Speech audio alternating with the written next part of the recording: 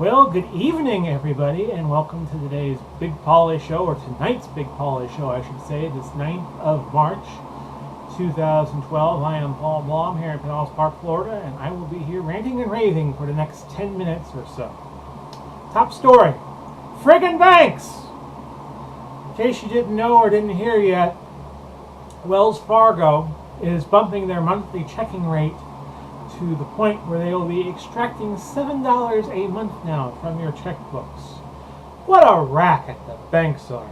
Treating the American people like prey, who they can hold upside down and extract money from anytime they want. And folks, it doesn't have to be this way. For those of you that feel that I do, that banks are just way too interested in greasing their own wheels, I have got two words for you. No, not suck it. Credit unions. How about a Google search term? Find a credit union. An idea for you all on top of that. Fire your bank. Don't wait for a mass exodus to take place. Just go to your bank, make your own personal little decision and say, like Donald Trump says on that Apprentice show, you're fired. And go find a local credit union. You do this, even if 10% of the American people did this, the banks would be crying, Uncle, Uncle, faster than you could say Monica Lewinsky. Did you all see our Secretary of Defense, Leon Panetta, up on Capitol Hill Wednesday, saying that they will seek international approval to do what they want on the Syrian matter? In other words, they have no intention of going to Congress, much like we saw last year with Libya. Excuse me, sir. That's not the way, in all due respect, it's supposed to work. You go to Congress to get approval because they hold the purse strings for the defense budget. Now, most of the time, whenever you have consolidation of power in the course of history, it is usually, not entirely, usually not a good thing, with the exception of Abraham Lincoln during the Civil War. Here's the joke of it. There is this Republican congressman in North Carolina by the name of Walter Jones. No relation to Alex, the homophobic one. Wants to impeach Barack Obama for doing this. I will guarantee you this, that the investigation will probably get quashed by the GOP itself. Let me tell you why. And it will get quashed faster than the talk about Obama not being a United States citizen. A two-party system is only a step better than a one-party system. And notice how even in a two-party system, any independent, any honest thought is dealt with. I mean, look at the support for Ron Paul online, but yet he gets so little support in these primaries.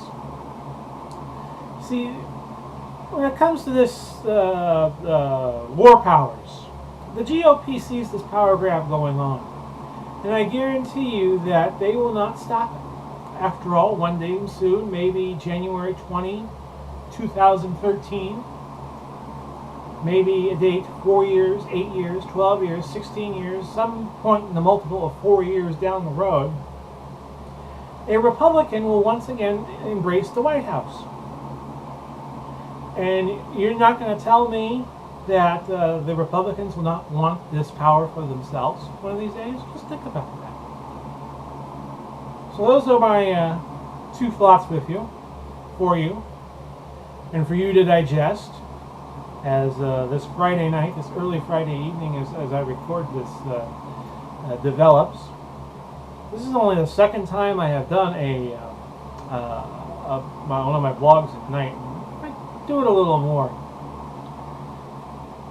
8 decapitated bodies turn up south of Texas-Mexico border as I read the breaking news wires. Now this is something else I do not understand, is you have the states, the border states, California, Arizona, New Mexico, Texas, wanting to do something about border control, And this was true, by the way, not only with Obama, but with George W. Bush. You have kind of a game within the game here, as I like to call it, where the states are very interested in keeping the borders tight and well guarded, but whoever is the sitting president is not interested in doing such. And this is not an Obama thing. This was happening with George W. Bush in his second term. You would think after 9/11 there would be an interest, a vested interest in keeping the border safe, but you're having these drug killings where Mexicans in their various cartels are coming up, and they are now getting into Texas cities. I wouldn't like to go to a Texas border town anytime soon. Let's see what else is going on. Not a heck of a lot. How about Peyton Manning not being an Indianapolis Colt, since we have a little time here to get into some meaningless issues. Peyton Manning not being an Indianapolis Colt this year, and there's already wide speculation as to who will be the team that will suit the 35-year-old veteran quarterback. The odds-on favorite at this point is Miami, but Denver looks like they're going to get into the race, even though Denver has a qualified quarterback in Tim Tebow, who took them to the playoffs last year, a miraculous run. This is a real slap in the face to Tim Tebow, if you ask me, but being the good man he is, I'm sure that he will treat the situation very well. Let's see what else is going on in the world. Snooki's pregnant. Big whoop. Let's see what else. Get Haley Reinhart on Ellen. I don't even know who Haley Reinhart is. Maybe I should. Dallas Clark in the news. Dallas Clark released. He was a good pass-catching tight end for the Colts. He will now be, finding new work. I think he could still play in the NFL. I'm sure there's a lot of teams that also think that he can get the job done. Brandon Jacobs, also released by the Giants, the Super Bowl winning New York Giants. Very good running back. Seeing a lot of teams with releasing players, and it's going to be a very interesting free agent season this year in the National Football League. Dun, dun, dun, dun. Congratulations to the USF Bulls.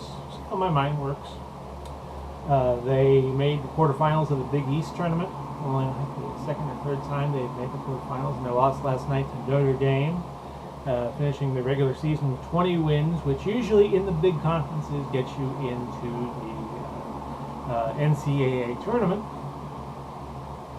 I don't know how far they will go, but they play a great brand of defense. That they play what a fan would kind of think is a boring brand of basketball, but you know what they say: defense wins championships.